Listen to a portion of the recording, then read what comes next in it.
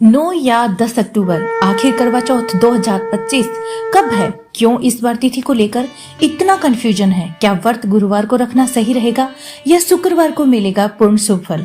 आइए जानते हैं इस साल के करवा चौथ की सही तिथि, पूजा मुहूर्त, चंद्रोदय का समय, साथ ही सरगई का शुभ मुहूर्त और पीरियड्स अगर आपके आ गए हैं तो करवा चौथ की पूजा कैसे करें, और वो सब कुछ जो हर सुहागन के लिए जानना बेहद जरूरी है।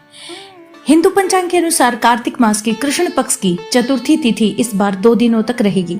चतुर्थी तिथि की शुरुआत 9 अक्टूबर 2025 को रात 10:54 पर और समापन 10 अक्टूबर को शाम 7:38 पर। इसी कारण से असमंजस बना हुआ है, परंतु उदय तिथि 10 अक्टूबर को पड़ रही है, इसलिए करवा चौथ 2025 का व्रत शुक्रवार 10 अक्टूबर को ही रखा जाएगा। पूजा का शुभ मुहूर्त रहेगा शाम 5:16 से 6:29 तक और चंद्रोदय यानी चांद के दर्शन होंगे 8 बज के शाम 3 पर। हालांकि अलग अलग शहरों में समय में थोड़ी भिन्नता हो सकती है। व्रत की शुरुआत होती है प्रेम और आशीर्वाद से भरी थाली सरगी से। इस साल सरगी का सबसे शुभ समय रहेगा ब्रह्म मुहूर्त में सुबह 4:40 से 5:30 तक।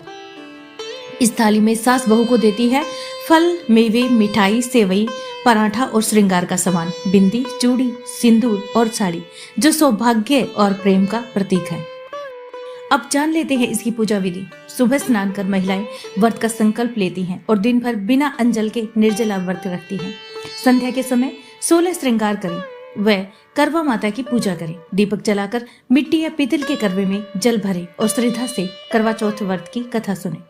रात को जब आसमान में चांद उदित होता है तब छलनी से चांद को देखें, फिर अपने पति के दर्शन करें, चंद्रमा को हृदय दे और पति के हाथों से जल ग्रहण करके व्रत को तोड़ें। यह सिर्फ एक रस्म नहीं बल्कि प्रेम, त्याग और विश्वास का अमर बंधन है। पीरियड्स में करवा चौथ की पूजा कैसे करें, बहुत ही महत्वपूर्ण सवाल है। कई महिलाओं के मन में सवाल होता है, अगर करवा चौथ के दिन पीरियड्स हो तो क्या व्रत रखा जा सकता है? तो जवाब है हाँ, बिल्कुल रखा जा सकता है। बस कुछ बातों का ध्यान रखें। स्नान कर सरगी खाएं, व्रत का संकल्प लें, पूरे दिन श्रद्धा से उपवास रखें, चाहे फलाहार या जल के साथ ही क्यों न हो। पूजा के सामान को सीधे स्पर्श न करें बल्कि किसी अन्य महिला से कथा सुने।